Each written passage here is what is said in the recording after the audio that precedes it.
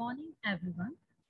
Myself, Rajeshri Sawant, and I'm going to be your host for your today's session. I would like to welcome you all for the 66th virtual webinar of Sadgun Sang Meet on food hygiene and food safety series.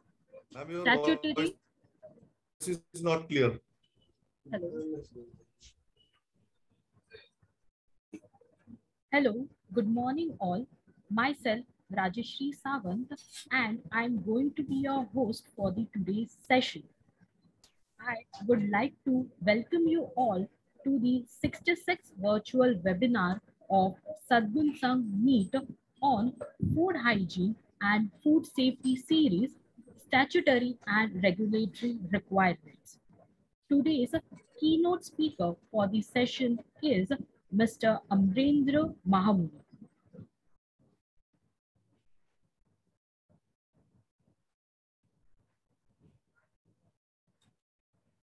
Sadgun Sang for food industry.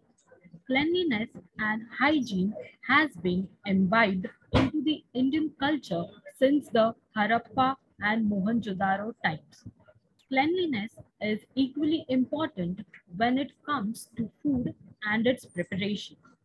Cooking, though a clumsy and multitask-oriented process, needs to be carefully handled to ensure that the resulting product is palatable and contains no foreign material. Food safety and food hygiene are important as they ensure that the food you handle and produce is safe for consumption. Food safety is the foundation of trust in the food business. Entrepreneurs can establish a good reputation built on food safety and quality and derive profit. Small and medium-sized businesses very often do not realize that not applying food safety and quality improvement measures turns out to be more expensive than applying them. In this regard, while hindsight may be good, foresight is better. This means not leaving this important element to chance or ignoring it, but to actively and alertly plan, implement, and pursue food safety from the initial stage of food production, inputs, processing, packaging, storing, distribution.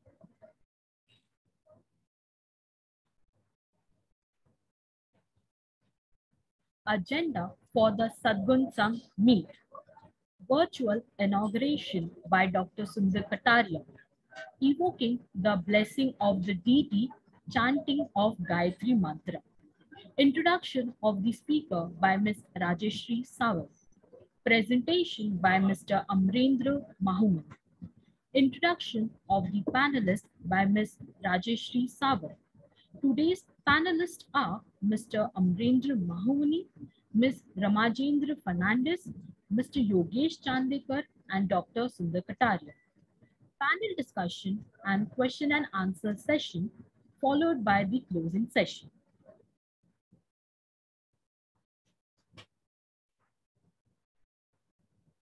Sadgun Sang, conceived and led by Dr. Sundar Kataria, driven with a mission to elevate the quality, safety, and environmental awareness levels of industry.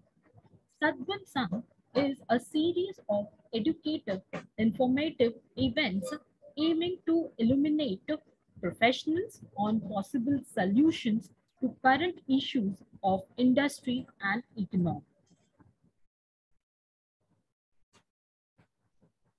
Introduction of Dr. Sundar Kataria. He is the Chairman and Managing Director at International Certification Services Private Limited.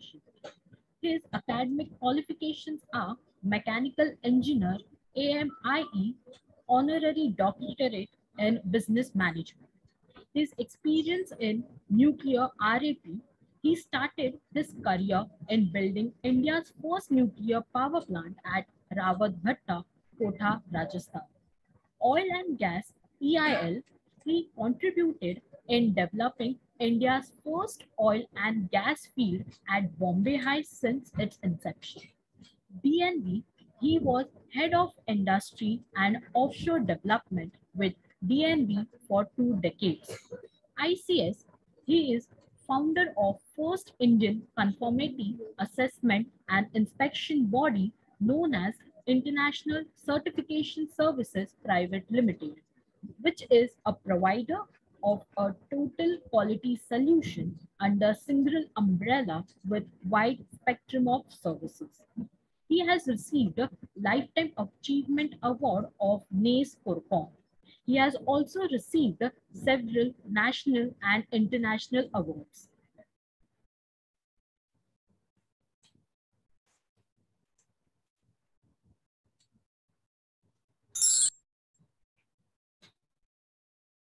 I would like to request Dr. Sundar Kataria to virtually inaugurate today's session.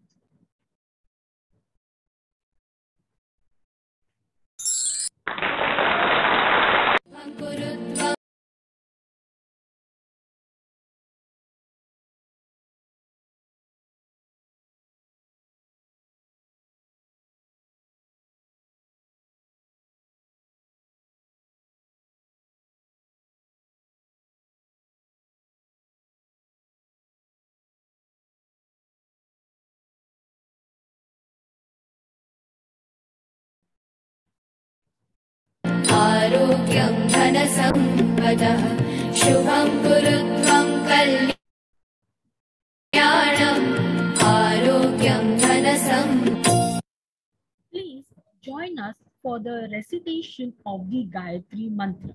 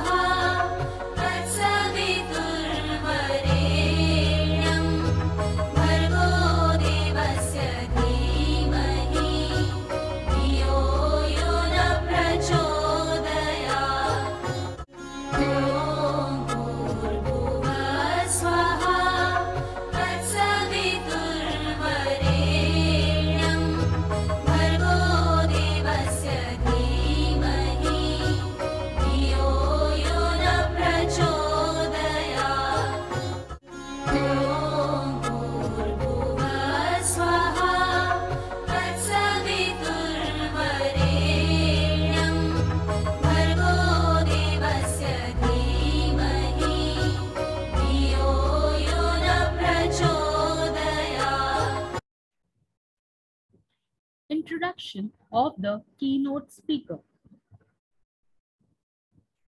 Mr. Amrendra Mahamuni. He is the director at the Samarth Technologies.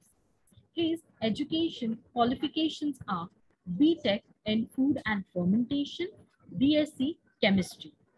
His area of specialization and experience are PCQI, FS, PCA, US, FDA approved for human food, FSSAI, MO, FPI, national level resource person for PMFME scheme, FSSAI, FOSTAC hygiene rating auditor, FSSAI, FOSTAC trainer and assessor for milk and milk product industry, advanced manufacturing industry, catering industry, street food vendors, COVID-19. He is consultant for food industry, consultant and lead auditor for QMS and FSMS. He is esteemed panel member of Nestle, PUV, BVQI, ICS, BSI, TNV, and many more. I would like to welcome Mr. Amrendra Mahamuni for today's session and request him to take over today's session from here.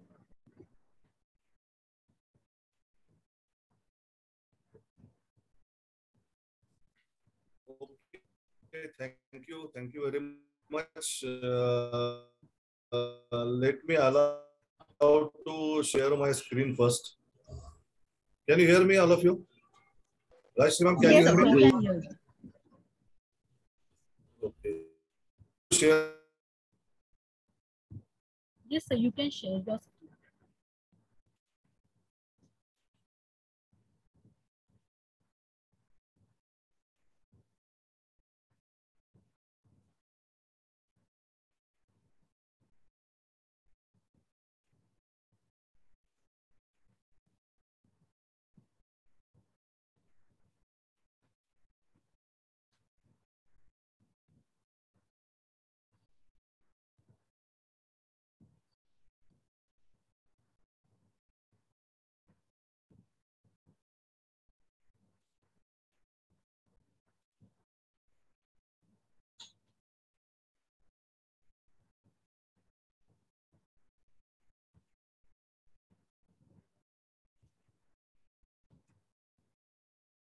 Are you able to share the screen, sir? Yes, sir.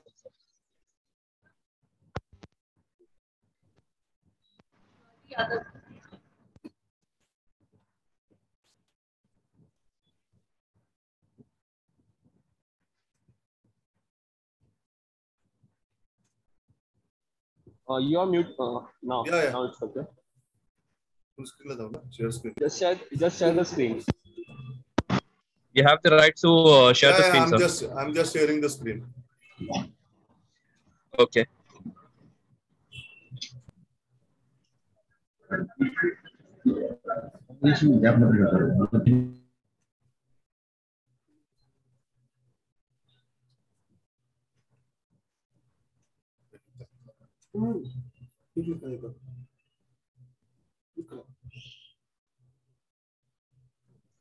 So if there is a network issue, No, I don't think that I'm having Wi-Fi. If you want, if you can off your video screen, means your camera, so the internet connectivity will be okay for that. Yeah, I will do that. Screen off करायची.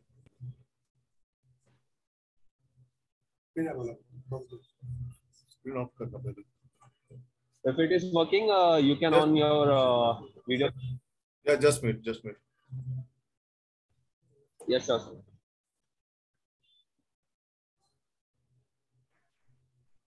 Camera off कर.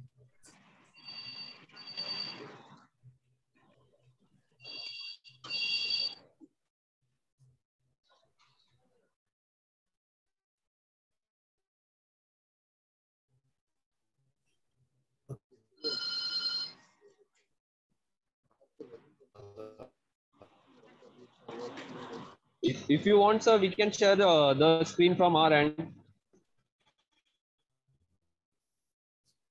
Hello. Wait. Hello, sir. If you want, we can share the screen from our end, sir. Yeah, yeah.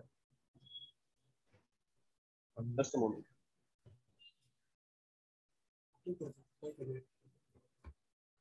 माहिती असं का problem येतो काय कळत नाही मला. जरा फॅन लाव 2 वर. ते स्क्रीन शेअर करतात. फक्त कनेक्ट नाही ना माझा. त्याच्यात जाणार.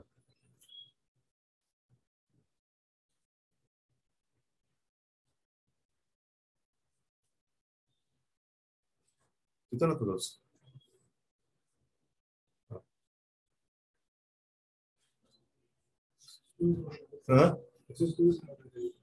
हँग झालं ना तो.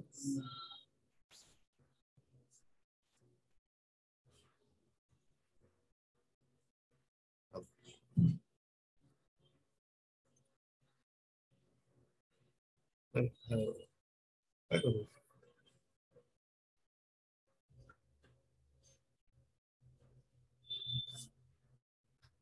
कनेक्टेड टू अँड्रॉइड म्हणते.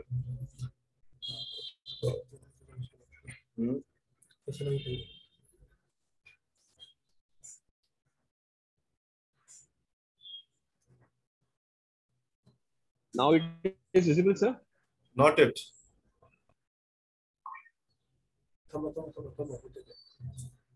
I have shared the screen.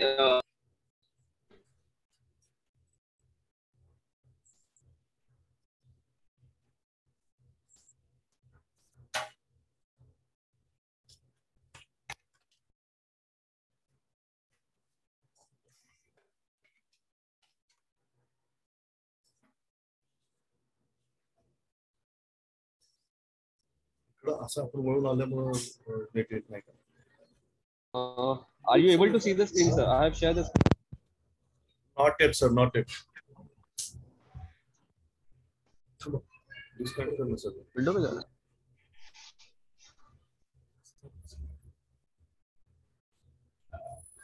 Disconnect करून परत. Now it is visible. Just wait, sir. It is not visible. I'm just trying from my end.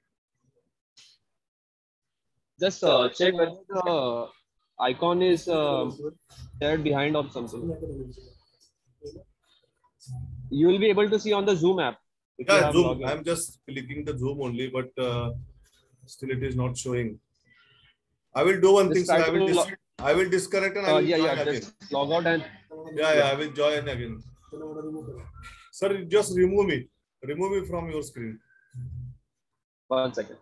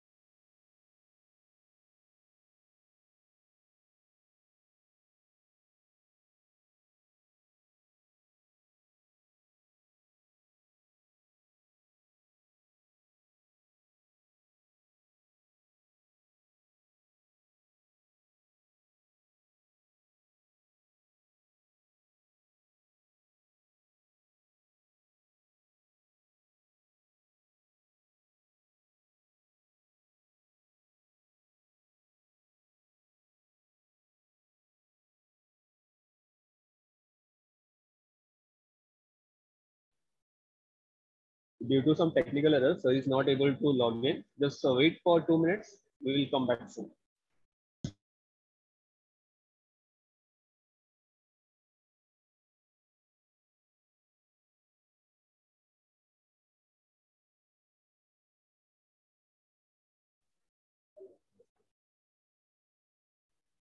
Hello. Hello.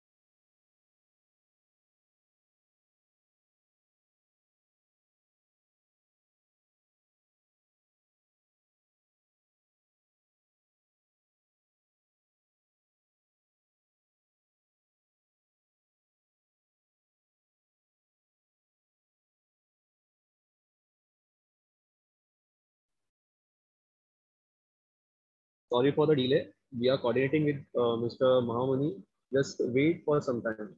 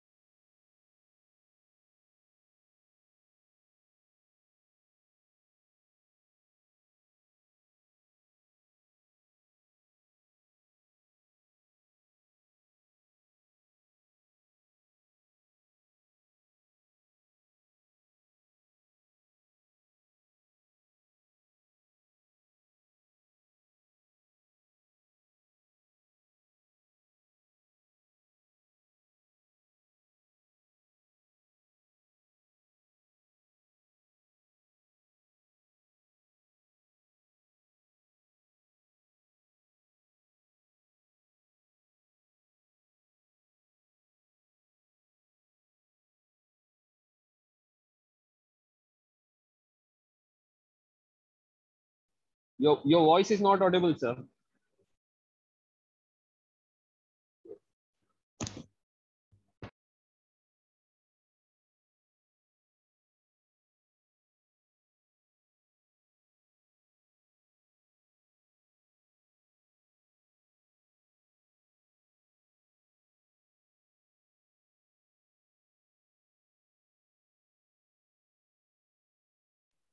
Hello, sir. Now it is audible?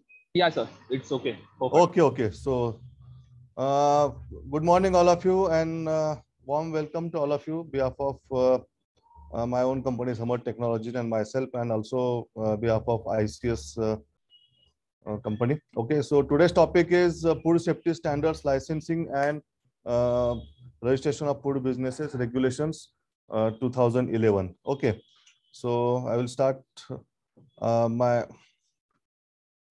next, ma'am. Please change the slide. Okay, change the slide. Introduction is already over, so I won't waste time in the introduction. Next. Okay, now the first point is what is FSSAI, because this law is made by the FSSAI, that is Food Safety Standards and Authority of India. Okay, what is the objective? So we'll see one by one in detail actually. So FSSAI is nothing but the Food Safety Standards Authority of India. It is enacted in 2006 and implemented in 2011, and its main objective is to issue licenses. Okay, issue license to all food business operators across India, because this law is applicable to across India. So those who want to start new food business, they can FSSAI can issue either licensing or registration across India.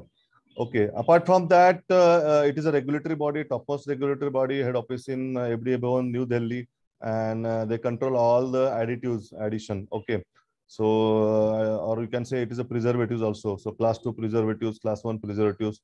So, they have given all the guidelines for addition of chemical preservatives, that is class 2 preservatives into food items. So, it is enacted in 2006, implemented in 2011. Okay. So, Food Safety Standards Act 2006 and Food Safety Standards Regulations 2011. Next. Okay.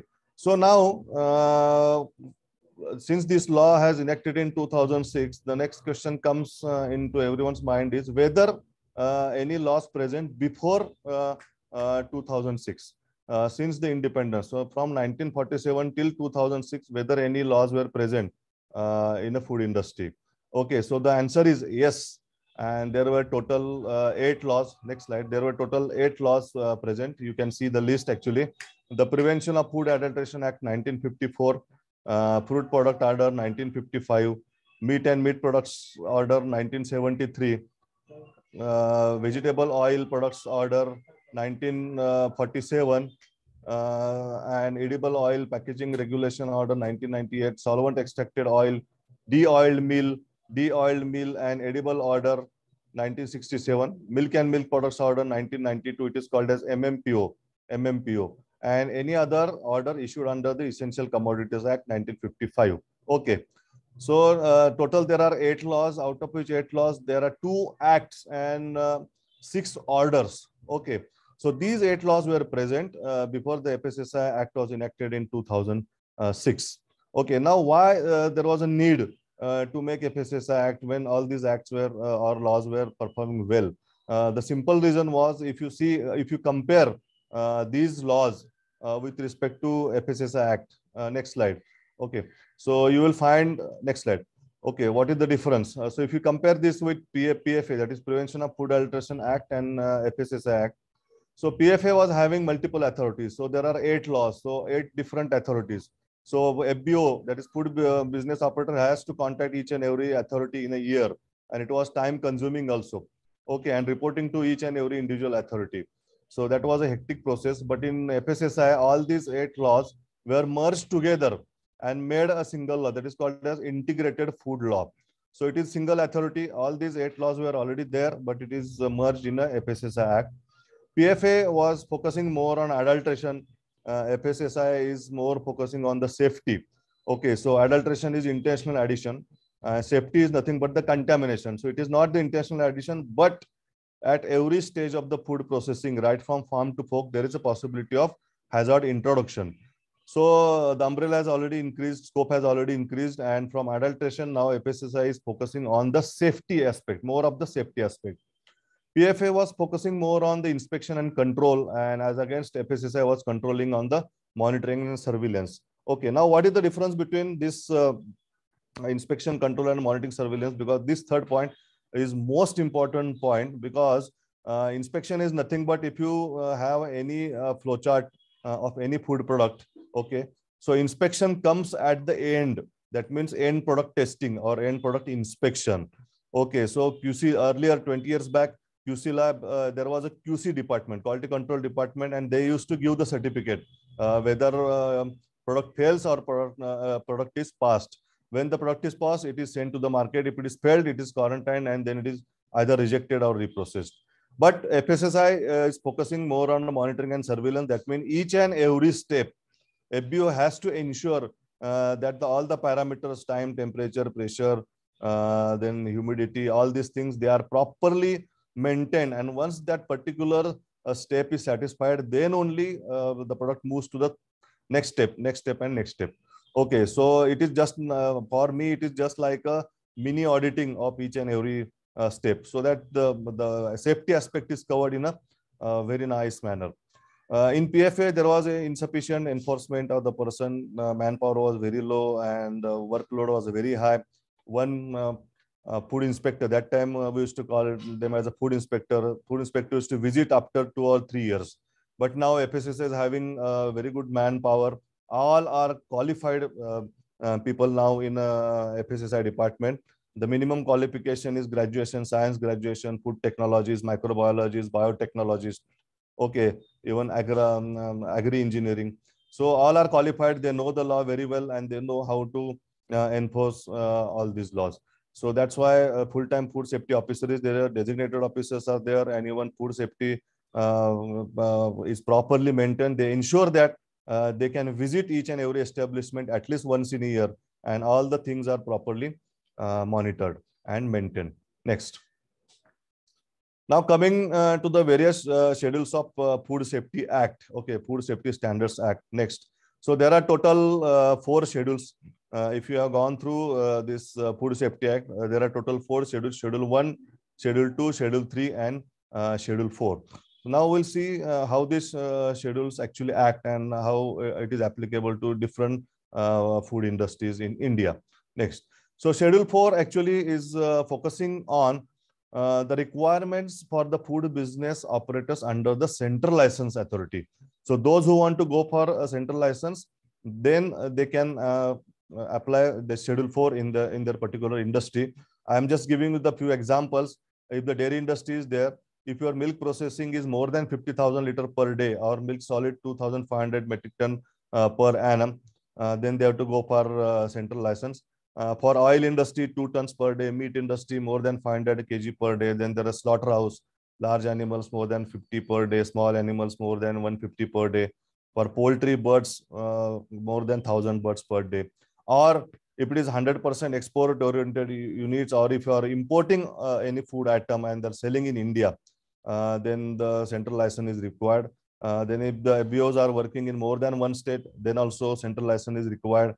And the catering services, catering in the sense those who are having central license, okay, those who supply to airlines, IRCTC, airport, seaport, then also central license is must. Next. Now coming to the Schedule 2, as per regulation 2.1.1 and 2.1.7, this Schedule 2 focuses on various forms and formats. So there are various forms like Form A, B, C, D, and E. So 5 forms are required. If you see the Form A, so Form A is applicable for all petty food business operator. Petty in the sense very small. But now how to decide? All these food business operators are very small. So they are given the guidelines in the Food Safety Act. Okay. So Form A focuses on application for the registration or renewal of the registration. Form B is application for the license or renewal of the license. So there are 2 keywords here, that is registration and license. So we'll see what is the difference between registrations and license. Okay. Then Form B has various annexures. So self-declaration is there. As you know, all the government activities, if you want to perform, then they take the self-declaration. That is mandatory. Now, Annexure 2 focuses on the documents required for state and central license. Annexure 3 is a condition of the license. Condition of the license is once you receive the license, what are the different conditions? Okay, so that also we'll see. Form C is a license format. If you receive a license, once you apply for a license, you receive the license. Once you receive the license, it is in the Form C format. If you see the license, it is clearly mentioned on the license, Form C. Form D is a written. If you see, it is called as D1 and D2. So for dairy industry, it is a D2 form and twice a year. That means minimum 6 months. Okay, so once in a 6 month, you have to give the return to the FSSI authority. And for all other industries except dairy industry, the return is annual return. That is once in a year. Okay, so this is what the Form D actually focuses on. Now the next form is Form E. Again, it is most important form. It is called as form of guarantee. So form of guarantee in the sense, this form you have to receive from the all your vendors or suppliers. If you are purchasing any food item, that is raw material, for example, jaggery or sugar or any color, flavor or whatever, or for bakery item, it is maida or ghee or anything, oil. So in that case, it is mandatory for vendor or supplier to give you a Form E, that is form of guarantee. So what form of guarantee or Form E says? Under specified storage conditions, the product is having XYZ shelf life. So that is the guarantee is given by the vendor or the supplier. Okay, the same way, manufacturers has to give the Form E to their wholesalers, distributors, carrying and forwarding agents under certain storage conditions of these food products. The product gives a particular shelf life. So that is what the Form E says. Next. Now, what is petty food business operator? Okay, so petty in the sense, it is already mentioned in the law. So hawkers, mobile vendors, temporary stall holders, distributors, those distributes foods outside the religious or social gathering, caterers. Okay, those who are having catering business for very limited period in a year, 3 months, 4 months, 6 months, they come under petty food business operator. Okay, now law says to whom we have to call petty food business operator. So those food business operators who are having turnover of maximum 12 lakhs per annum. Okay, so they are called as petty food business operators. Or if you see the production capacity, those food business operators whose production capacity does not exceed 100 kg per day or 100 liter per day, they are called as petty food business operator. So in all industries, this definition is applicable. For dairy industry, less than 500 liters of milk per day, it is a petty. Slaughtering capacity, 2 large animals or 10 small animals or 50 birds per day, then they are called as petty food business operators. Okay, and all these petty food business operators has to follow the hygiene and safety requirements which are given in the Part A. So we'll see in the coming time what are the different parts of Schedule 4. So this is what the Form A is. Next. Okay, now Schedule 2. Now Schedule 2 says application for registration or renewal of the registration under licensing. Okay, so who comes under Part 2? That means those who are having turnover of more than 12 lakh rupees per annum, or those whose production capacity is more than 100 kg per day. So they comes under licensing. So permanent or temporary stall holders, hawkers, then home-based canteen dabbawalas. Okay, so they this is Form A. Sorry, this is Form A. Next point actually. I'm again repeating the Form A. Next slide. Okay, so this is what the Form B is. That is for licensing.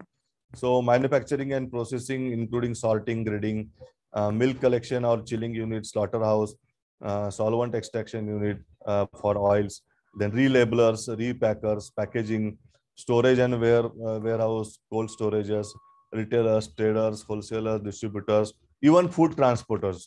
Okay. Now it is mandatory for all food transporters to apply for a FSSI license. So those who are having business of transporting food items only, they again have to get the FSSI license. Without FSSI license, no one allowed to transport the food items. Okay. And that vehicle is particularly used only for transportation of food items, not for non-food items. So caterers, hotels, restaurants, so all this, those who are having turnover of more than 12 lakh rupees per annum, or processing capacity is more than 100 kg per day, or for dairy industry, if the processing is more than 500 liter per day, so they comes under licensing authority. And licensing also, there are again two varieties. One is 12 lakh rupees to 20 crore turnover and more than 20 crore turnover. So based on that category also, you are having different licenses. Next.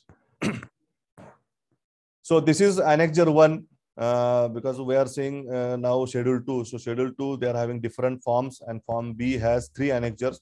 So this is the Annexure number 1. It is called as self-declaration. So you can see this is the format which is already given on the website. So you have to download this format, write your name, son, daughter of, you have to write your father's name and residence, where you reside, and all these things they are already mentioned. Declare that the food business conducted or proposed to be conducted through me or shall conform to the Food Safety Standards Act and regulations, and as per the Schedule 4 guidelines which are already published. Okay, then you have to write the date and sign and submit online, so that this declaration form is complied. Next, Annexure 2. So this is what the Annexure 2. Annexure 2 clearly indicates the documents required for state and central license. So various document, list of documents is already given. You have to complete the Form B, then layout plan of the processing unit, list of directors, more than one director, then the list of directors along with their address, contact details, equipments and machinery list, photo ID, list of food category, whether you are in a dairy or bakery or street food or any other category, that category, storage, transportation, catering. So all these categories are there. So you have to give the list of categories desired to be manufactured.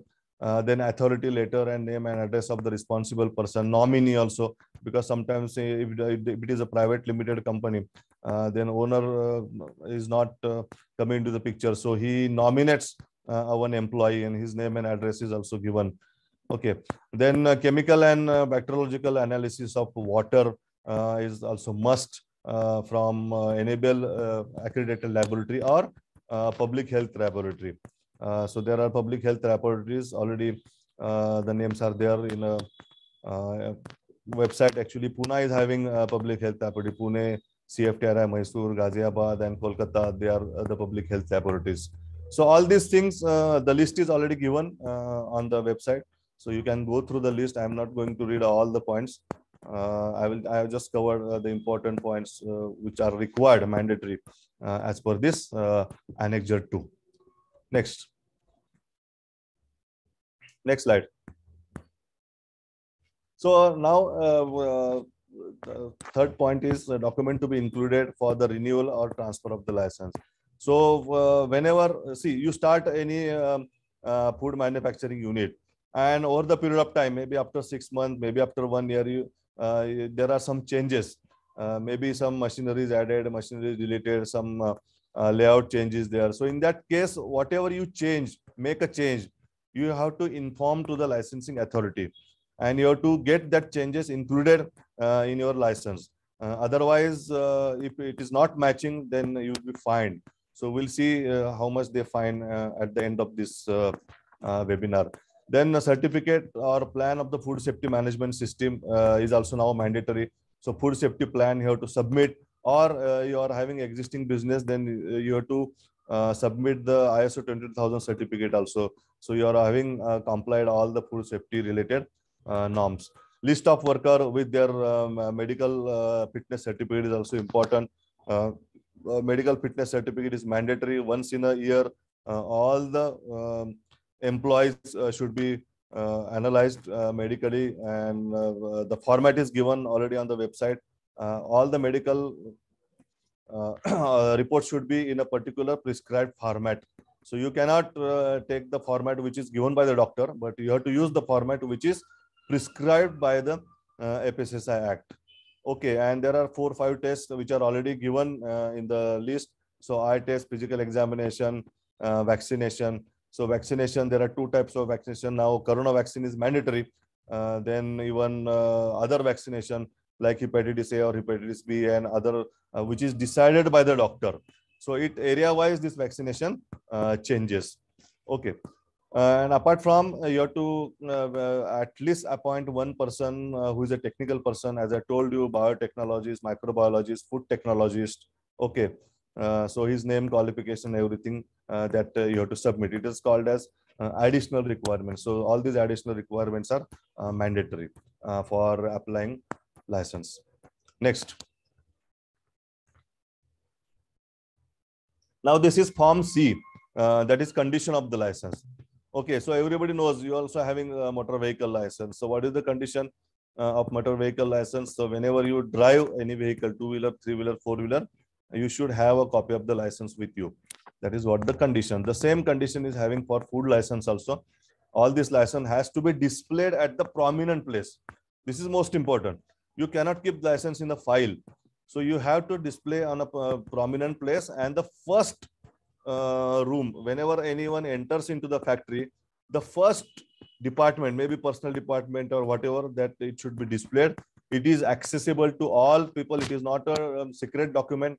So your interested parties, your employees, your workers, they can easily come and see the license. It is not a secret one. And you should have a proper road to see the license. It should not be in there should not be any hindrance. Okay, so you can easily approach and you can easily read the license. It should be at the proper eyesight. So it should not be too much of the above or too much of the below. It should be at the proper eyesight. So all these things you have to properly see what are the different conditions, and accordingly you have to maintain. Okay, then maintain daily records of production, raw material utilization, and also how much you have sold. That also you have to write. Then sources of the raw material, from where you have got the raw material. Then you have to analyze all your vendors. So selection criteria, vendor analysis, all these things you need to keep with you. Then testing of the chemical in the raw material, microbiological contamination in the raw material, along with the packing material, along with the finished good also. So all these things you have to maintain in a proper manner. Next, so this is what the condition of the license says. Okay, so other conditions, if you are in a having either a hotel, restaurant, or food stalls. So because in catering industry, oil is used, vegetable oil, that is ghee, is used. Sometimes pure ghee is used. So you have to write in a proper manner. This whatever the material is made, it is made in a refined vegetable oil, or palm oil, or soybean oil, or sunflower oil. So all the names you have to write. If you are making any product in a pure ghee, then also you have to write the product is made in a pure ghee. Okay, so this is the requirement. Then food business operator selling cooked or prepared food should display the notice board containing the nature of the article, what they are selling. So that also they have to mention. So for oil industry, if you are having lakdi ghana operator, or wholesaler, or dealer, or butter, ghee, vanaspati, edible oil, solvent extracted oil, so they should have a proper analytical laboratory in their premises. That is mandatory as per the law. Okay. Unless the laboratory facility is not there, you cannot start the oil industry. So these are the additional or other conditions to get the license. And once you will get the license, you have to follow all these other conditions. Next. This is the format of the license. Actually, I hope everyone knows how the food license looks. This is the format which is given in the Act. So license number is given, then name and registration office, then address of the authorized premises, kind of the business. So I told you whether it is dairy business, or it's catering business, or it is street food, or whatever. So all these things you have to write. If it is for dairy industry, if it is a chilling unit or a bulk milk cooler or anything, that also you have to write, or transportation, storage. So that is the kind of business you have to write. Then category of the license, whether it is state license or whether it is only registration. Okay. In state license also, there are 2-3 categories based on the your performance, or rather you can say based on the production capacity, based on the turnover, and there is another license that is central license. So all these categories also has to be mentioned. And if you want to go for renewal of the license, because normally the time period of the license is 1 to 5 years. So minimum 1 year, maximum 5 years. And for registration, it is only 1 year. So after each and every 1 year, you have to again renew as far as registration is concerned. But license, you have up to 5 years. So if you are having license of 5 years, then after 5 years, before the completion of rather 5 years, that is 1 month before the license get expired, you have to apply for the renewal also. Next. This is Form D1 for other than milk industry. So annual return. So that is 1st March to 1st April to 31st March. Next form, that is Form D2. Form D2 is for dairy industry. That is 1st March to 30th of the September and 1st October to 31st of the March. Next slide. So this is for dairy industry only. So all these formats are already given. You have to just make your reports in this format only, and you have to submit this online. Okay. And if you don't submit online, then there is a fine. Okay, within the stipulated time. If you don't submit, then there is 100 rupees per day. So 100 rupees per day is a fine till you submit the all these forms. Next. This is the Form E, that is form of guarantee. So now the separate form is prescribed in the law. So you have to get this Form E from all your vendors or suppliers. And also you have to give this form to all your distributors, wholesalers, and carrying and forwarding agents. So it is clearly mentioned, I or we hereby certify that the food or foods mentioned in this invoice are warranted to be the nature and quality. So you have to give the nature of the food, quality of the food, and storage conditions also. So under these stated standard conditions, my food product will last for 2 months, 3 months, 10 days, whatever that you have to mention, and it has to be signed. It has to be signed. Okay, then it becomes a valid and legal document, and it is given to distributor, and every manufacturer's responsibility to get it from their vendors or suppliers. Next. Now coming to the Schedule 3. So Schedule 3 focuses on the time period of the license and the fee structure of the license. So it is a 3-stage process as per regulation 2.1.3. That is, one is the registration, then there is a state license, and then there is a central license. Okay, so registration fee for is 100 rupees per year maximum, and every year BO has to renew it. License fee from 1 year up to 5 years. So it has to be renewed 1 month before the expiry date of your previous license. Okay, then there is either granting of the license or rejection of the license. Once you apply for a new license, so if it is registration, within 30 days, they have to grant the license. And if it is license, then within 60 days, they have to grant the license. But if you did not receive any notification, neither grant of the license or nor the rejection of the license or nor any objection. So in that case, after completion of 30 days for registration and after completion of 60 days for license, you can start your operation. You can start your operation. This is what the law says. But before this time, you cannot start your operation. Next. These are the different fee structures. So for registration, 100 rupees. For central license, it is 7,500 rupees. For state license, based on your capacity and turnover, so 5,000 rupees, 3,000 rupees. For 3-star hotel, it is 5,000 rupees. Okay, so all these things is already mentioned in the Schedule 3. So everything is properly in a white. So if anyone demands more than this money, you are not supposed to pay. And now it is online. So you are not supposed to visit any FSSAI office. It is online only. If it is offline, then you have to pay in the form of either pay order or demand draft, but no cash is accepted. Okay, next.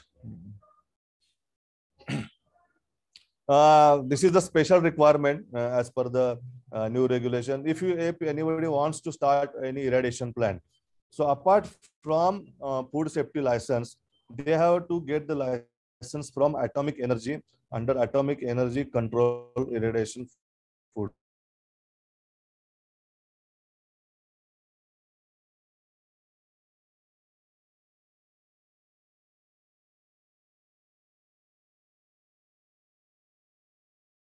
Any food irradiation plant in India. Next. This is the FSSAI logo. This logo has total 14 digits. Okay, so it is a 14-digit logo is mentioned on any FSSAI license, whether it is registration or it is license. And this 14-digit logo has a meaning. So it is not haphazardly 14 digits are created actually. The first digit out of this 14 digit indicates whether it is license or registration. So by looking at the license also, you can find out whether it is registered or whether it is licensed. Next two digit indicates the state code.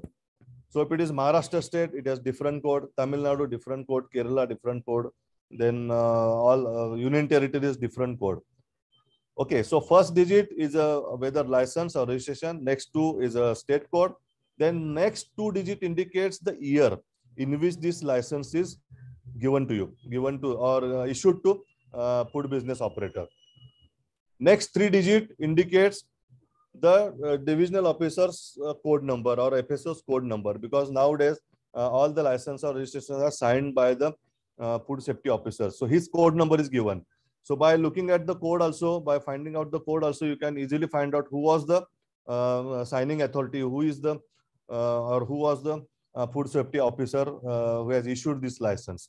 And then the last 6 digits, these are the actual license number. So this is how this 14-digit number is actually bifurcated, and accordingly, by looking at the number also, one can easily find out how the license is, whether it is license or registration. Normally, one indicates the license and two indicates the registration. First digit. Next. Okay, now this is the Schedule 4. This is the most important schedule as far as this Food Safety Act is concerned. I always request in my training program, one should by heart this Schedule 4. If you want to be a food business operator, all the employees, key employees and the owner should know this Schedule 4 thoroughly. Next. This Schedule 4, next slide. This Schedule 4 has total 5 parts. So part 1, 2, 3, 4 and 5.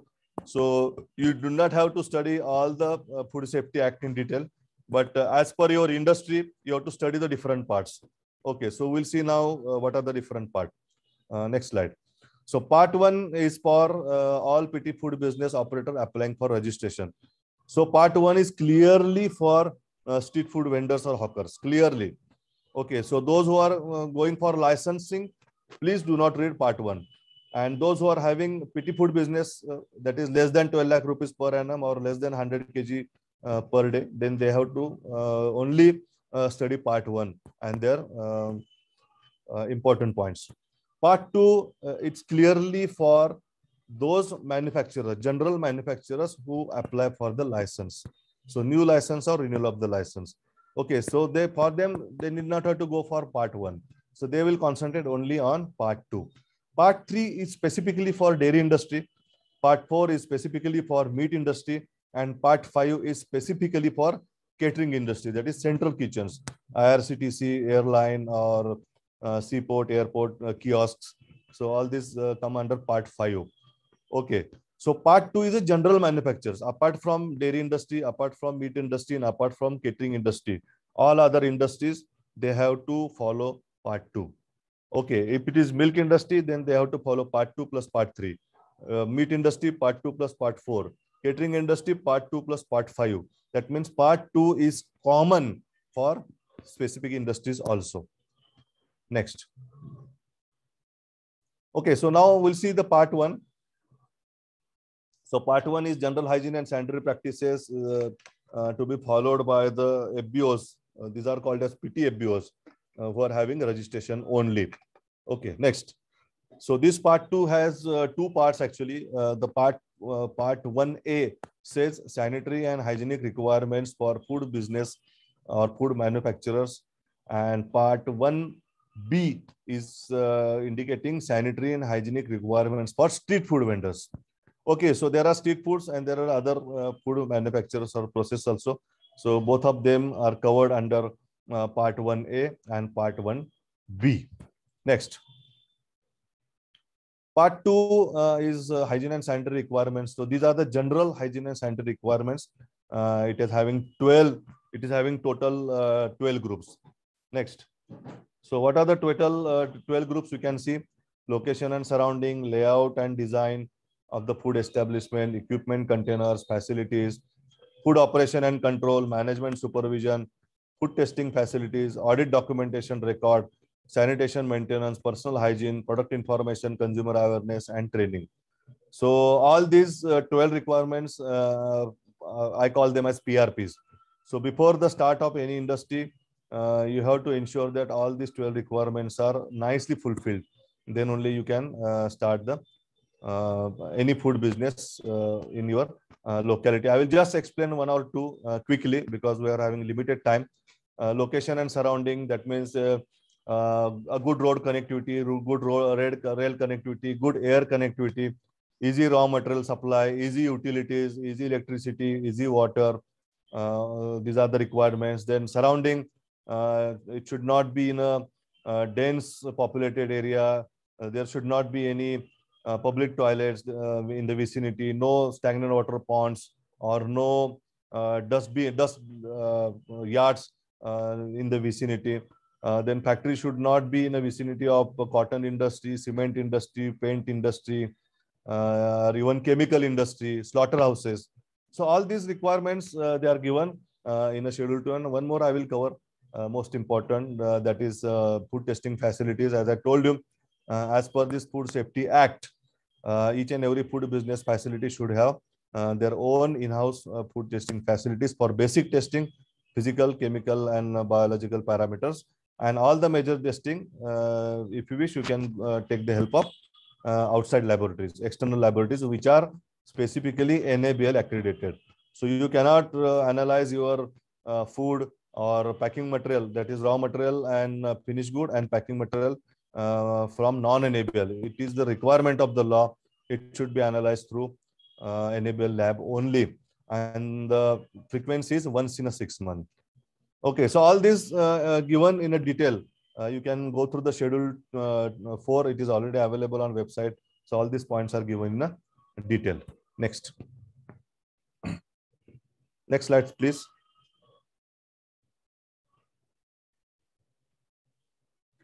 Next slide, please. Okay, now this is the process for license application. So please, previous slide. Previous slide. Okay. So this is the process for license application. It is an online process now. There is no need to go to the FSSI office. So go to the portal, file your application, fill your application, and submit. So you will get the unique identification number. That is the common number, which is exclusively a number is allotted to you. After that, you have to provide the additional requirements. Now, additional requirements are water testing report, pest control report, your FSMS plan, layout, and health checkup. So these are the 4 additional requirements that you have to submit online. Once you submit, then food safety officer will come for the inspection and visit of your premises. He will visit your premises and he will submit the report.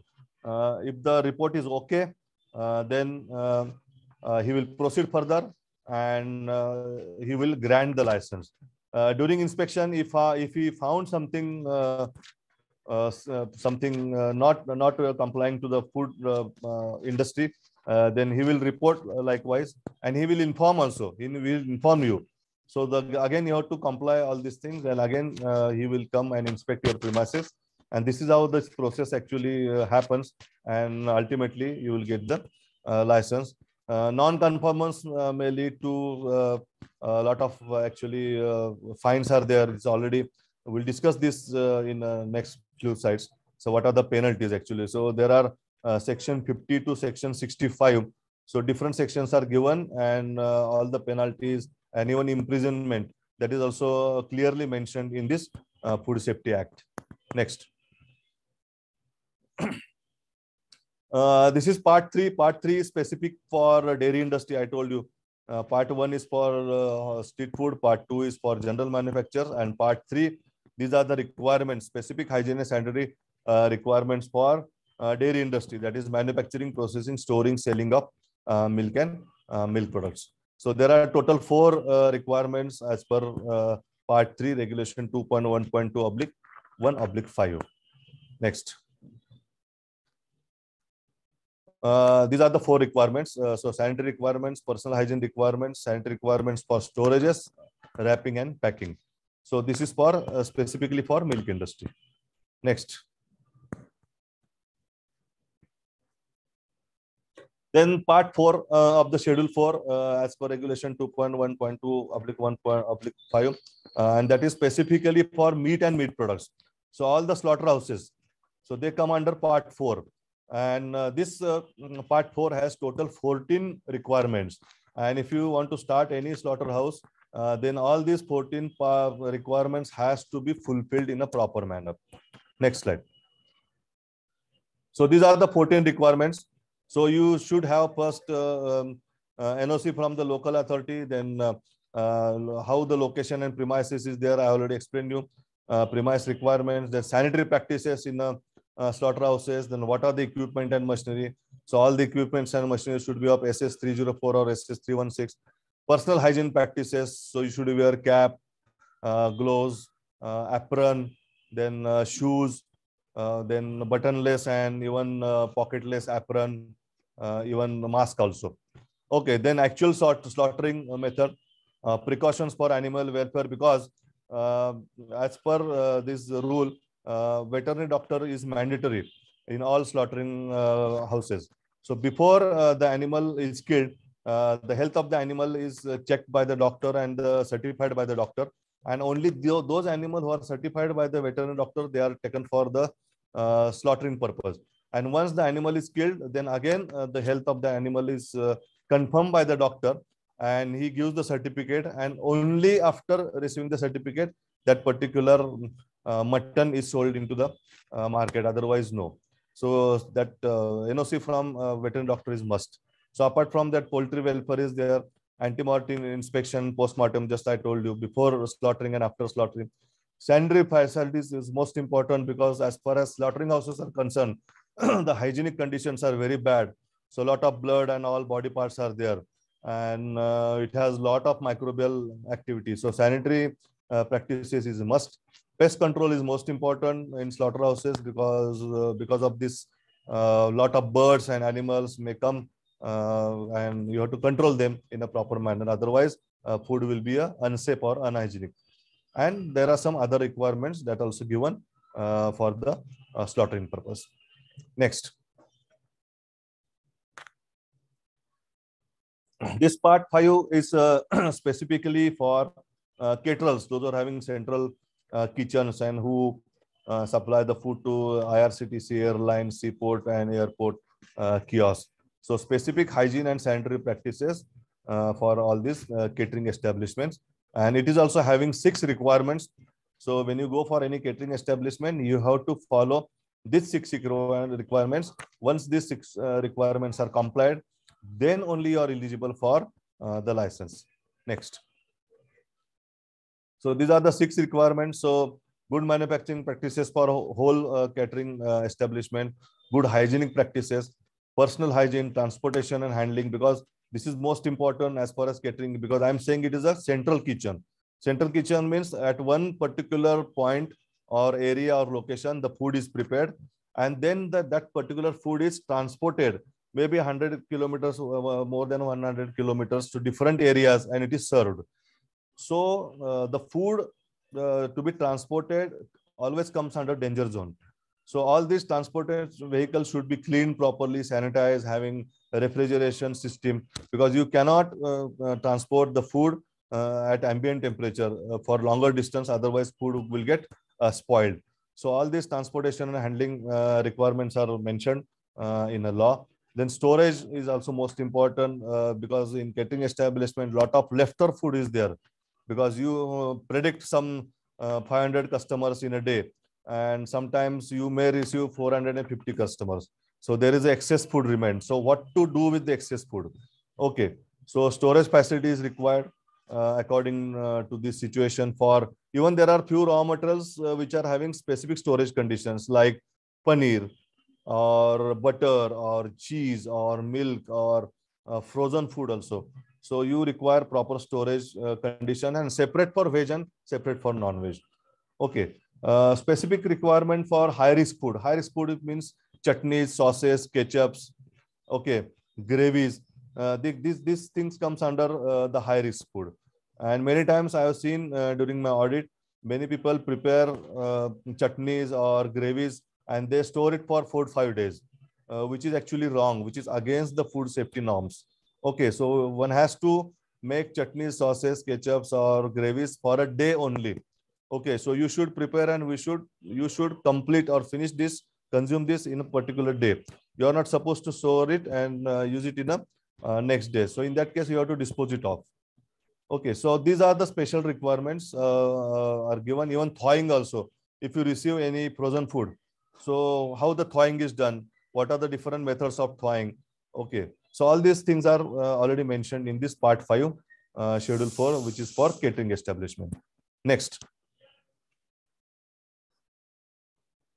Now, this is the most important point actually. So what are the different penalties as per the Food Safety Act for various offenses? Okay, so and many establishments don't know what are the penalties, and unnecessary there is a debate with the food safety officer. So if you read the Food Safety Act and regulations, that's already clearly mentioned the different offenses and against the penalty. So you read serial number 1 as a section 50, and accordingly you go. So section 50, that is serial number 1. So selling of the food not of the nature or substance or quality demanded. So product is not manufactured as per the quality. So penalty is up to 5 lakh. Up to 5 lakh in the sense from 1 rupees up to 5 lakh, maximum 5 lakh. And the penalty is decided by the FSO depending on the gravity of the offense. Okay, so maximum 5 lakh rupees. If it is substandard food, then again maximum 5 lakh rupees. Misbranding, now this is a common practice in a gray market. Lot of misbranding is done. Okay, so that penalty is up to 3 lakh. Misleading advertisement up to 10 lakh. The best example, you know, Fair and Lovely. Now the name has changed to Glow and Lovely. Okay, so one lady actually, they put a complaint against this company and she won the case. Now the name has changed from Fair and Lovely to Glow and Lovely. So for that advertisement, maximum 10 lakh rupees fine is there. Food containing extraneous matter, maybe pest extraneous matter, maybe foreign extraneous matter, maybe dust, dirt, or physical hazards. So in that case, maximum 1 lakh rupees. Failure to comply with the directions of the food safety officer. This is again most important. So whenever, if anyone from the food establishment, they are attending this webinar, be careful.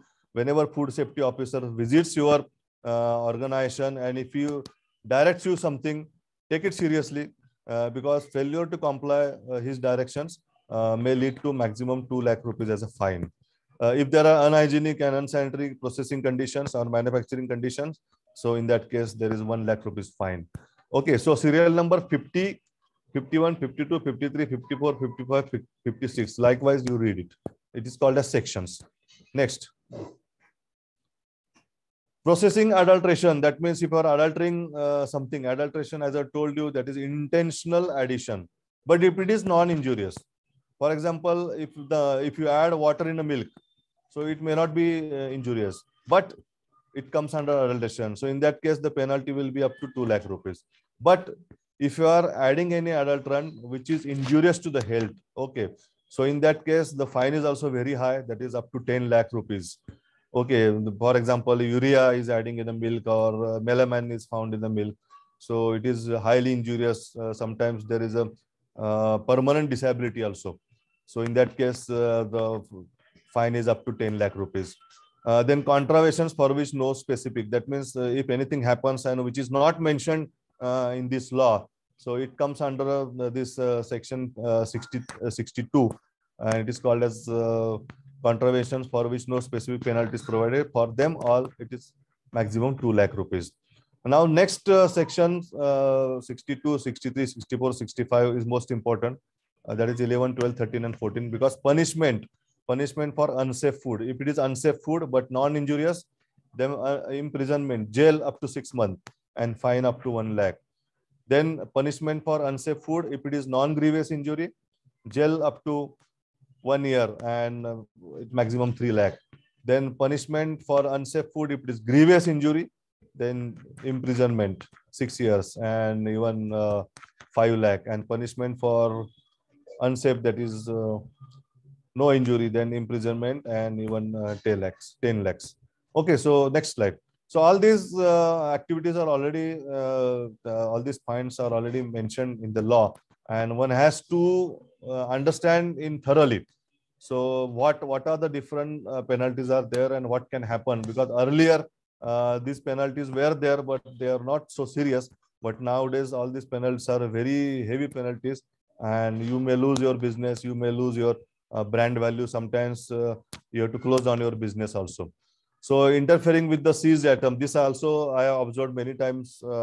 If any food inspector comes and asks for sample, then unnecessarily people start arguing with the food safety inspector or food safety officer. Okay.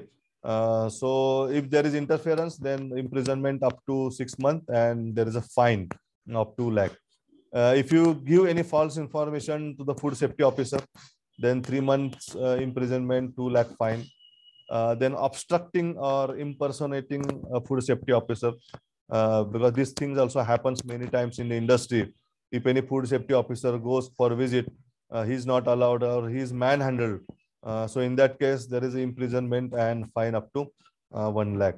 If you start conducting business without a valid food safety license, food license, so again there is imprisonment also, and there is a fine of maximum 5 lakh also. And if you are repeating these offenses, because once you are fined, penalty is there. Okay, that doesn't mean that you have to repeat it again. You have to be very careful. Next time it should not happen. But if you start repeating these things again and again in the future, so again penalty and fine is already mentioned in the law. So these last 2-3 slides are most important. One has to be very careful, and one has to understand how the gravity of this food safety law is there. Next. Okay. So if you are having any imported food items, so while importing food items, again, so many things you have to apply, because there is a provision of Foreign Trade Development and Regulation Act that also is applicable. Then Custom Act is also applicable, apart from Food Safety Act. Okay. So if you want to destroy any food, or if you want to return the food, expired food or spoiled food to the importer, then again you have to take the permission from the competent authority under Foreign Trade Development and Regulation Act 1992 and Customs Act that is 1962. Okay, so for all imported food also you have to follow the laws and regulations very strictly. Okay, so next, I think next slide.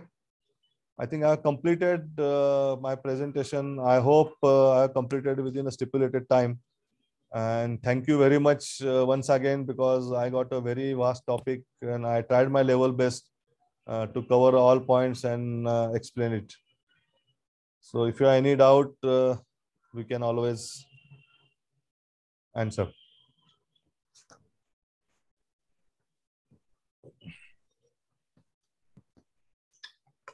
Yes, sir.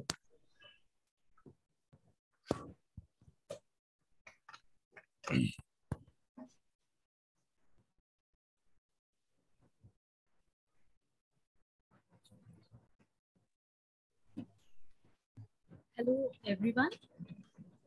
In today's panel discussion, we have Dr. Sundar Kataria, Mr. Amrendra Mahamuni, and Ms. Ramajendra Fernandez, and Mr. Yogesh Chandikal.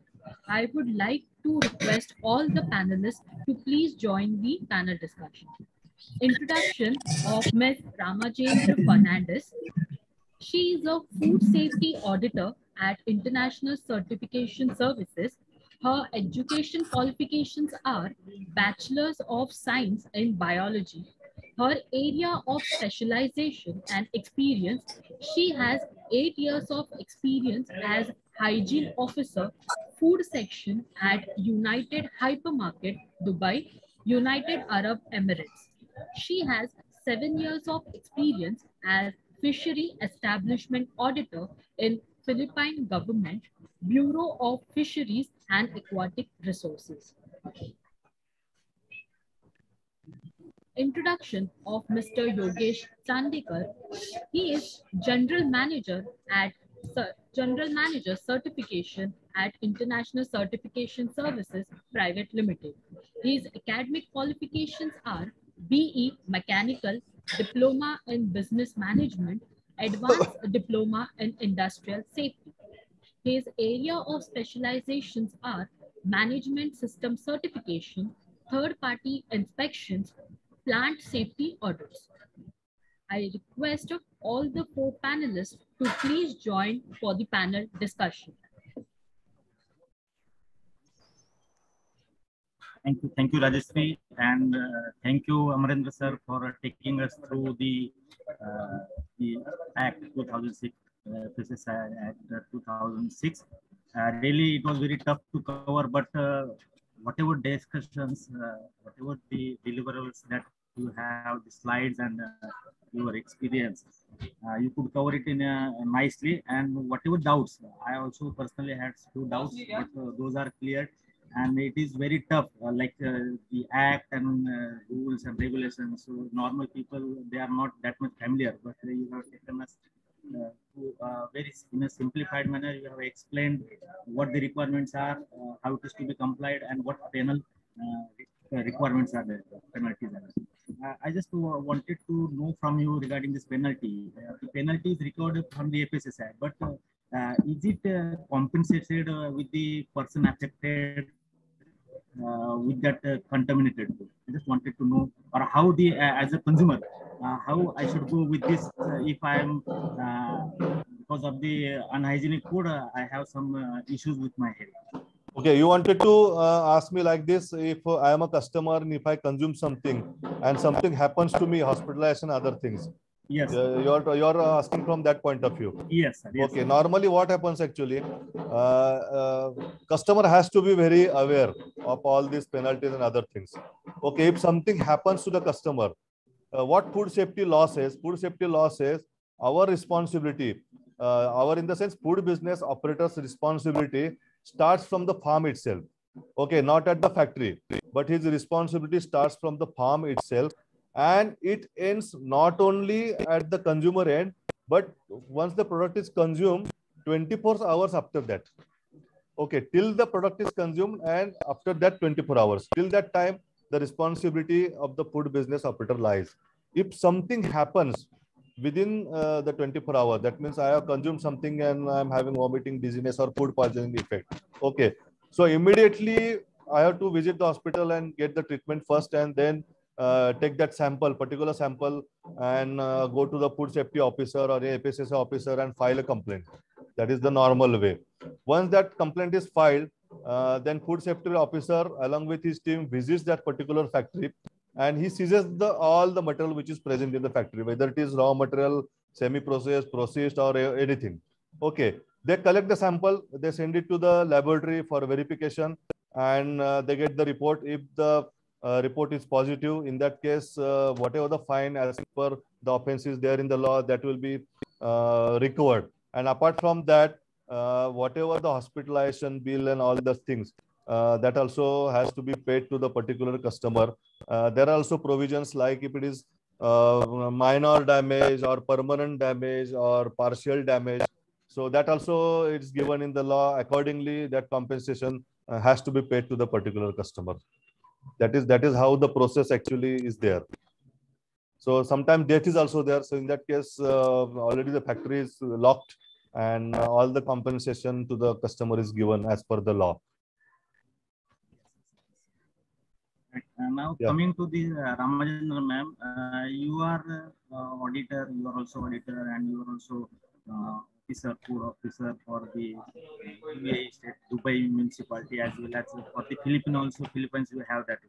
So comparing to the requirements that we have understood right now from for the Indian Act, if you compare it with these two countries, so are they more or less similar, or some additional or extra requirements are already identified? Yes, as I have seen with the FSSAI standard, you have that very good standard within your country. I really appreciate what is that Sir Amrendra explained. It's really specified. You know, the regulation in the India have part 1, part 2, part 3. It's knowledgeable to all food business operators, and also see, if I am a new beginner of a business, with the guidance of your regulation, it's really detailed.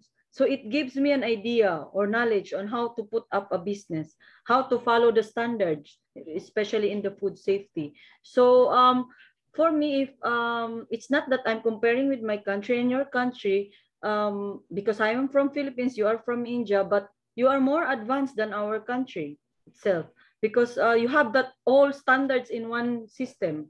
Okay, but in Philippines we have that separate department. It's like we are bureaucracy. In one department for fisheries, they have own regulation. In agriculture, they have own regulation. In food safety department like FDA, they have also own regulation. And the food business operators are following each product for each department. But in your country, you have one regulation. So it's really, I really appreciate what is your government is doing with regards to the food safety, in implementing food safety. Really, if only other countries can do that, then why not? It's a very good. Commonly that you have is with the Dubai. If we are going to compare with Dubai municipality standard, you have common with the Dubai municipality. Only the difference is Dubai municipality is on the system.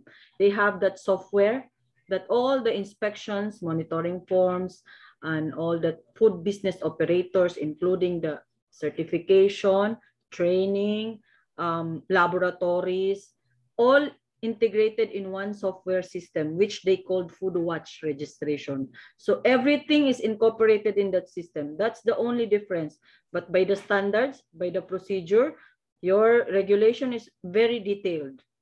So I really appreciate. That's why I understand, whoa, India is a very good regulation on food safety. Yes.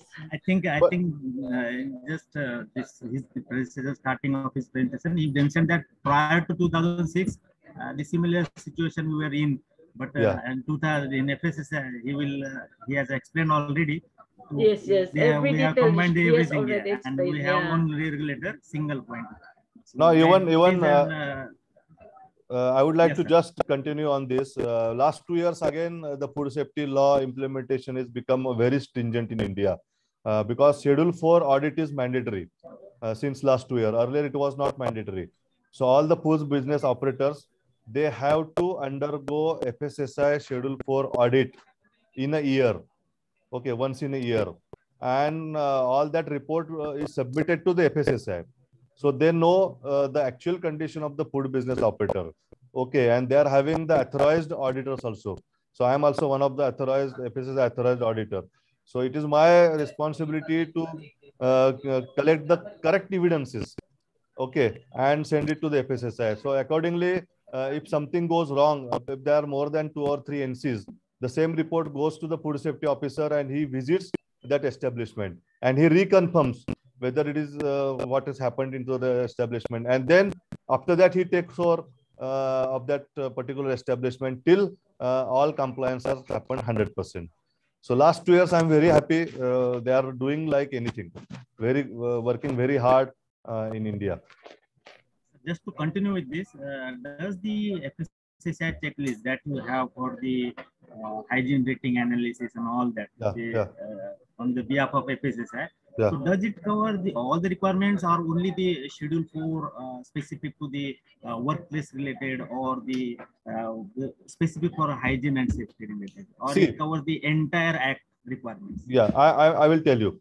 See, each and every establishment has different checklist. As I told you, there are schedule 4. Schedule 4 has part 5. Okay, so part 1 is for street food. So for street food and all hawkers, the checklist is different. Dairy and dairy product checklist is different. Meat and meat product checklist is different. Catering establishment, they are having 7-8 establishments under catering. Dabbe wala, dhaba wala, restaurants, hotel, 5-star, 3-star, 2-star. Okay, so all they are having the same checklist. Okay, so the checklists are already different, and checklist covers all the important points which are mentioned in the Food Safety Act. Okay, so it is a 35, 40, 45, 50. So it is a point checklist. Okay, and in that checklist, there are certain star questions. Star in the sense, and rating is given. Star question in the sense, these are mandatory. These points has to be complied. So there is no partial compliance. It has to be 100% compliance. For example, water testing. For example, pest control activity. For example, medical checking of the all employees. Then food analysis. So raw material, packaging material, then finished good, then calibration. So all these points are called as star questions, and they are having 4 marks. So these are mandatory. So if you go to Mandir, that is Bhog, they are having Bhog certification, Bhog checklist.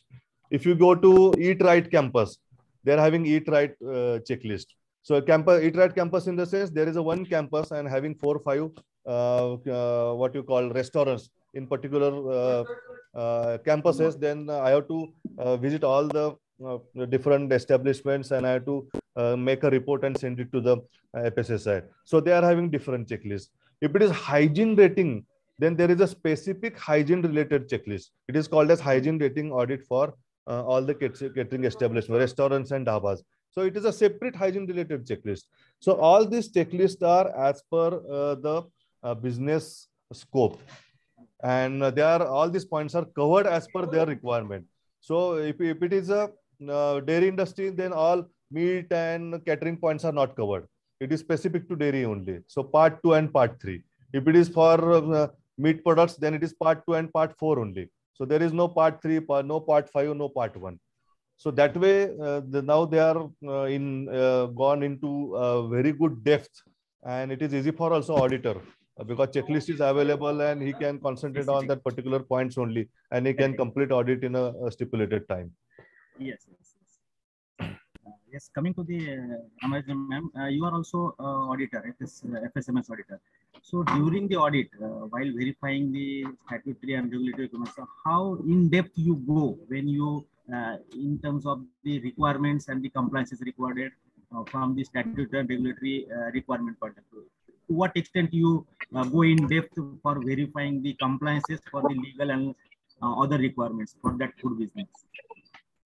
When during the audit, if for example, FSMS audit, I'm talking about FSMS or SCCFA audit, there is a statutory and regulatory compliance is also verified. To what extent you go in depth, you verify compared to the entire requirements of the act or rules? Of course, if you are going to have an audit, first you have to check all the requirements that the company has, the licenses and permits that they have. What are their verification procedures that they are doing if they are doing their own internal audit, and also what are those verification, like they have that laboratory. And as an auditor also, if you have a verification on your part, you can also collect a sample so that you have also your own verification during your audit. So that are the things that is included during the audit, the documentation and verification and the management system of the company itself. Amrendra sir, can you throw light, because you are also FSMS auditor as well as the FSS auditor. So the scope of verification. I will tell you. Food Safety Act is different. FSMS is different because FSMS goes on ISO level. So they are having their own requirements, own documents, own records. And Food Safety Act has their own documents, own procedures, own records. Okay. So many records are common. Like I told you, there are star questions. All these points are most important and they are common to both the things actually. So that's all. Otherwise, but I believe in more of food safety schedule for audit because it is directly proportional or directly related to your health actually. But I don't think ISO audit focuses on the health of the customer or consequences on the health of the customer. Yeah. Talks about system, more of the system. Yeah. And it also depends on what is the product you are going to audit and what are the type of the company. So the different criteria for each company. So what your FSSAI is doing is they have specified or itemized each area. They have that criteria. So as an auditor or any government inspector hearsay, so we cannot tell what is the specific book. It's because it's different. Food business operators have different product criteria, so different. I cannot also tell what are the specific requirements. You have to check on what is on the regulation, and that one you will be following, because during the report you are indicating, specifying in your report what category or what part of that regulation you are following.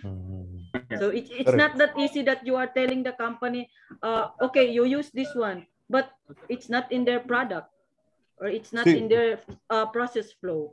So it must be integrated with that regulation that you are going to. See, what I feel is most important is now the food is present in the market is full of chemicals. Okay, and ISO doesn't throw light on that particular type of the food. ISO just focuses on the system. But if the color is added in excess quantity, more than 100 ppm or 200 ppm, if the preservatives are added more than what is mentioned in the schedule, or for example, if Ajinomoto, that is monosodium glutamate, is the most dangerous, if it is added in excess quantity, what will happen to the customer, whether it is carcinogenic or whether it is paralytic or any other deformation or brain deformation? If the pregnant lady consumes this food, what will happen to her health and even newborn baby? So this is not focused on ISO, but this is our this Food Safety Act. This is on the line, in the line of that particular things. If the hazard is there, chemical, physical, biological, only names are mentioned in the ISO. But what are the consequences on human health? That is focused in a Food Safety Act. So that's why Food Safety Act is more relevant as far as consumers' health and awareness is concerned. Labeling, you can see the labeling. Now the nutritional information or the expiry date or manufacturing date, that is more for the customer. They should understand the importance of all these things. So that's why I believe this law is most important as far as customer is concerned. Customer focused rather, I will say. Yes. Yeah. I think Katare sir joined. Sir, are you there? Yeah, I am there. We missed you. Yeah, I'm there. Only I'm traveling, so I cannot do a video. But I have a few points which I want to talk. Yes, sir. Please, sir. Like to share. Yeah. Yes, sir. Now, there was a question. In India, we have a lot of vendors, street food suppliers and all those things. How they are covered. We have Mahamuni. Yeah. He's really Mahamuni in the Khadya also.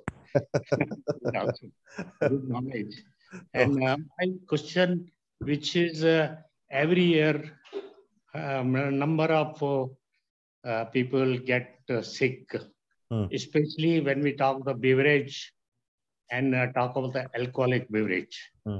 Now, Desi alcoholic beverage, is it also covered under FSSI? How you are going to have the vendor also, who are the street Khomchawala and all those things?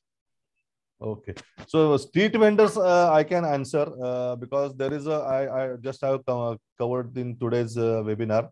There is a schedule for part 1. So schedule for part 1 focuses on the street food vendors.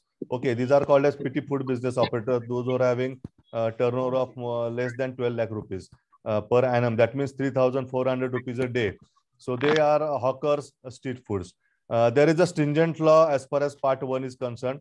Okay. Apart from that, now FSSAI in 2017, since 2017, FSSAI has made the training program mandatory category wise. So street food comes under level 1, basic 4-hour training program.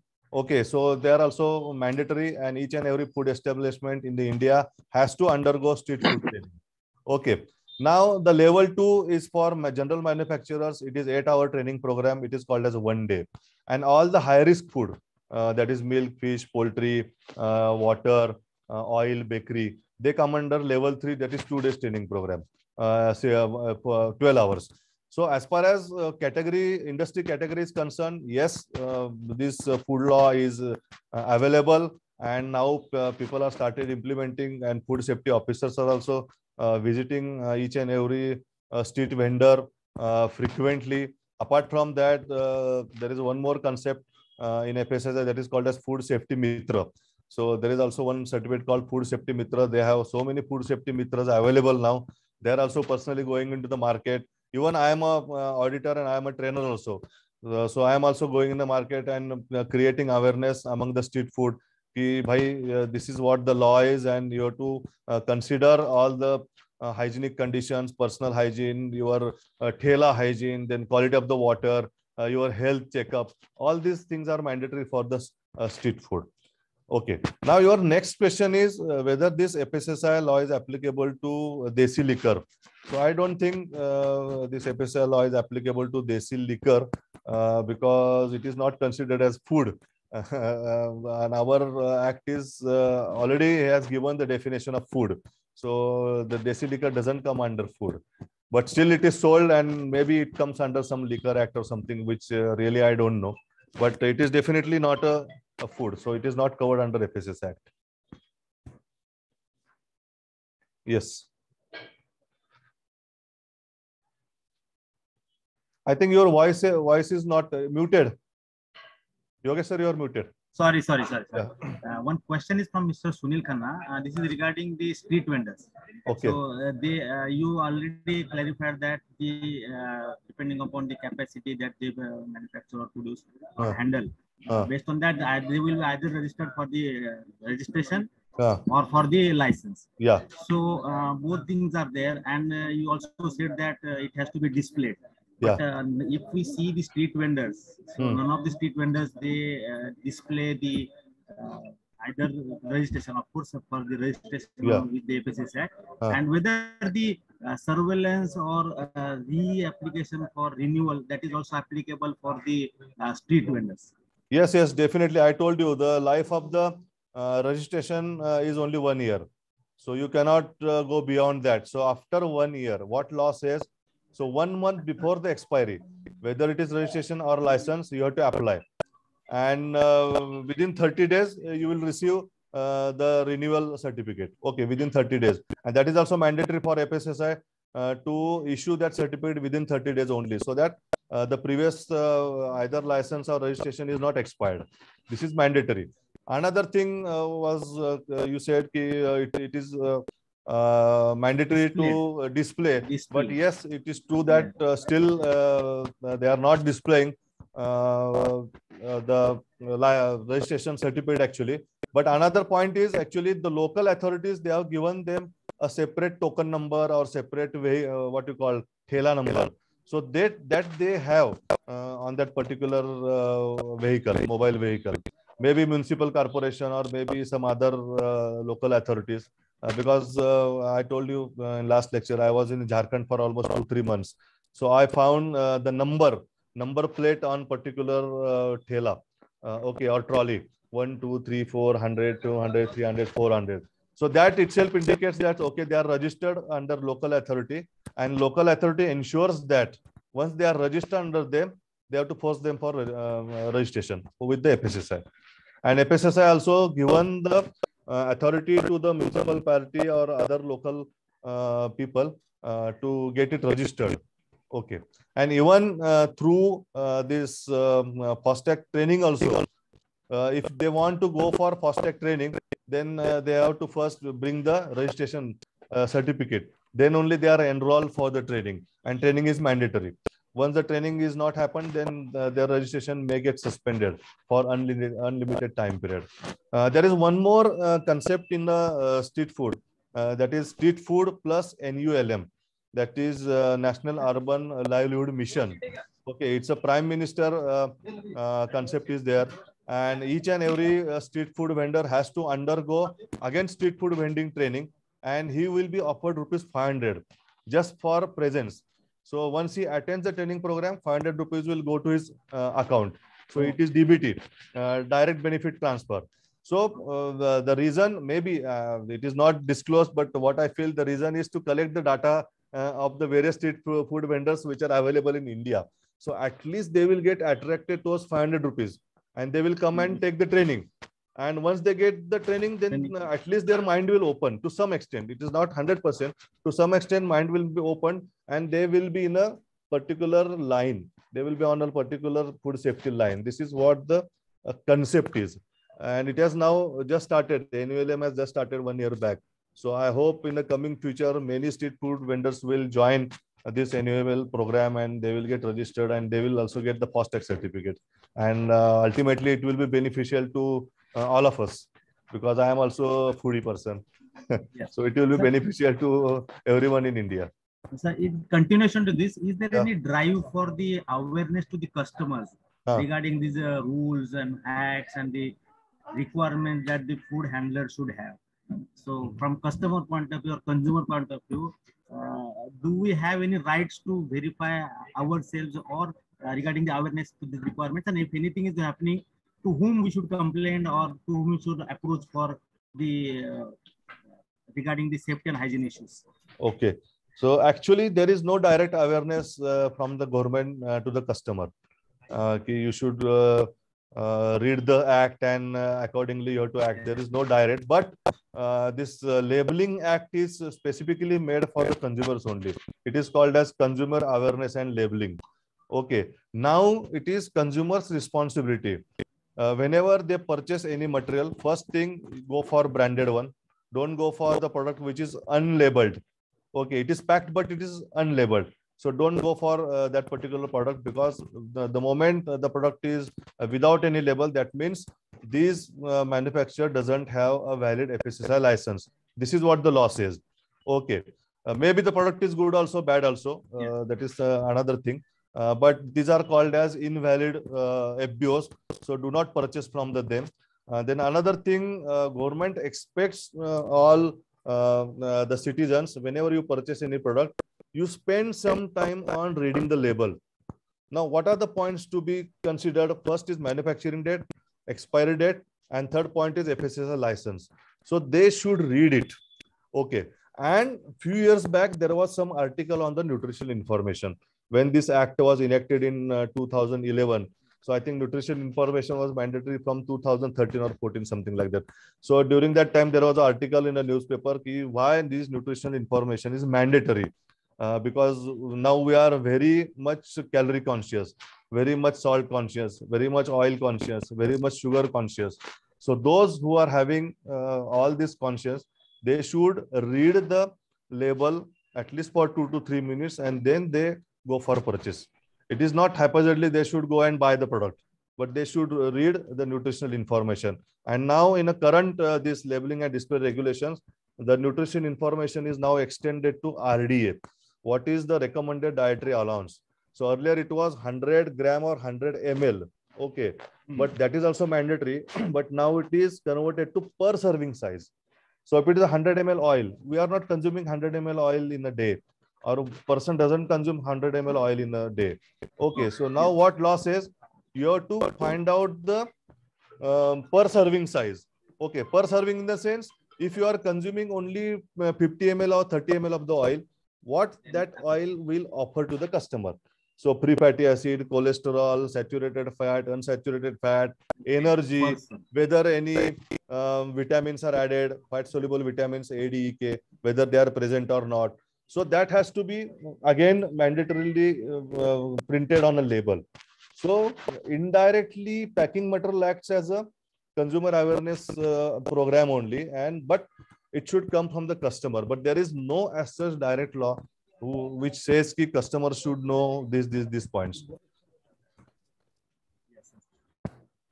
Now, with all three, I just wanted to know first from the Ramajendra ma'am, which requirements normally have violations as per your experience, comparing to all these requirements. When you audit, so you come across some non-conformities of some deviations. So which type of deviations are frequently observed, or most time you come across those kind of violations against the requirement?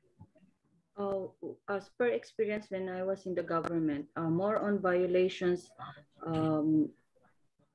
like for example in the hygiene, in a hygiene factor, there's some violations, or the history of customer complaints itself. And of course, if there is also a food investigation with regards to if there is a medical incident happens to a customer, so that are some violations. So for the Dubai municipality, because I was not in the government of Dubai municipality, but per the violations, they have, same with the FSSAI, they have that fines per area. How much is the fine in this area? So more on, for example, if you don't have registration, of course, there is a violation on that.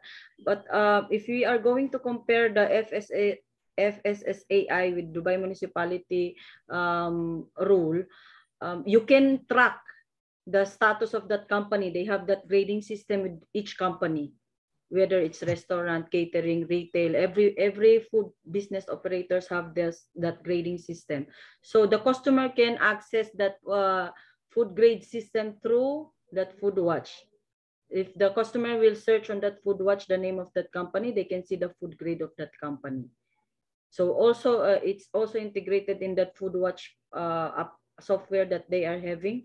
It's integrated there. What are those issues and fines in that company? So you have to enter in that one the corrective action. So my question here in the Indian regulation is, for example, I am a new customer. So what is the procedure that I am going to do before putting up a business in your country? So I am just curious, what will it be? Do I have to go to that government, then ask for the checklist? Or do I have to bring, like, first, of course, I have to comply with my business permits, right? So what is the procedure to have that license and registration? I have to visit the office, I have to visit the website, I have to send email. So can you give me light on that? Okay. Yes. Normally, whenever you want to start any business partnership with the foreign people, I think you should have Indian counterpart. So directly they cannot start here. There is an Indian counterpart. Then there are so many local authority NOCs are required. Okay, because if you want to go for a rented place, or if you want to purchase any place, the rented agreement is there, local authority NOC is there. Apart from that, if you want to have a company, then company formation certificate is required, whether it is partnership firm or proprietary firm. All these the issues are there. Then there is one more NOC from Pollution Control Board that is also required, and apart from that, FSSAI license. Okay, and all these things now they are available on website, so there is no need to visit any office. You can sit in your office and you just search all the websites. Online activities are there.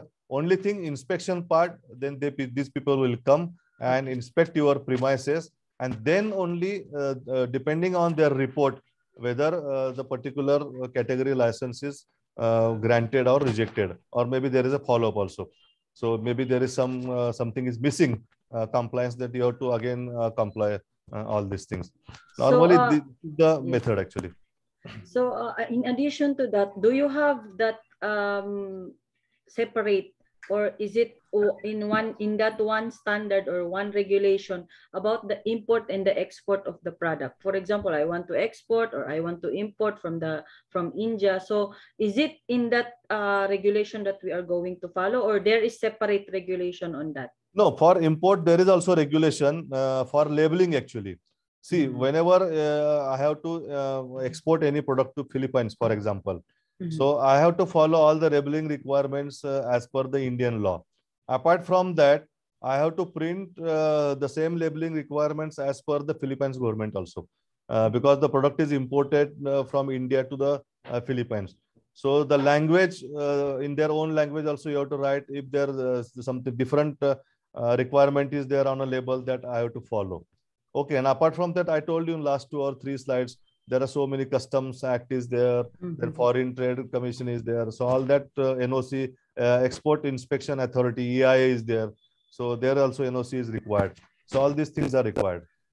So meaning it's not only that FSSAI license that we are going, we have to comply also with the other department itself. FSSAI is mandatory. Apart from that, all other requirements, necessary requirements for either import or export.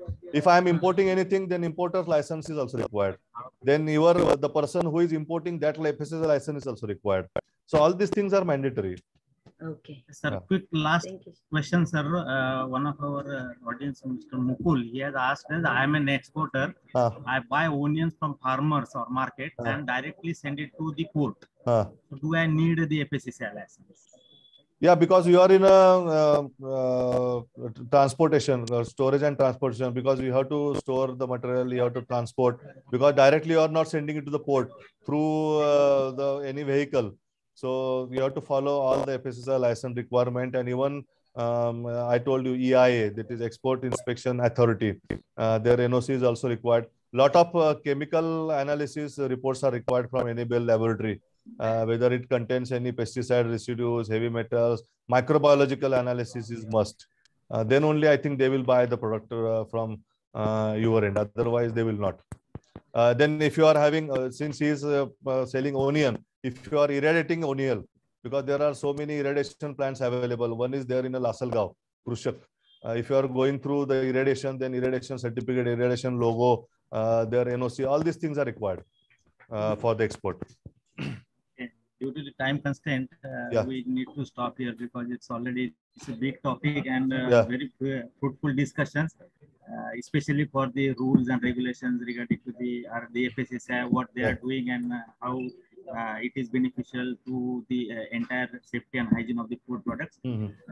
Thank you for the participation in the panel discussion. I also thank for our participants to actually participating, raising some good questions. Now I will hand over to for the final conclusion to Rajasri. Thank you so much to all the panelists for their valuable inputs. Now I would like to announce our next session of Sadgun Sang, which is on 26th February on food hygiene and food safety series, food testing. For this session, the speaker will be Ms. Yashvi Srivastava, and the topics covered will be sampling, quality testing parameters, safety testing parameters. And I would like to also introduce Paryavartan. Paryavartan is an online virtual exhibition and conference organized by ICS. This year, we are going to have Paryavartan on 2nd June to 4th June. Here, introducing the banner of the Paryavartan with the theme, Only One Earth. During Paryavartan, we will be having eminent environmentalists from various industries throwing light on the sustainable environment.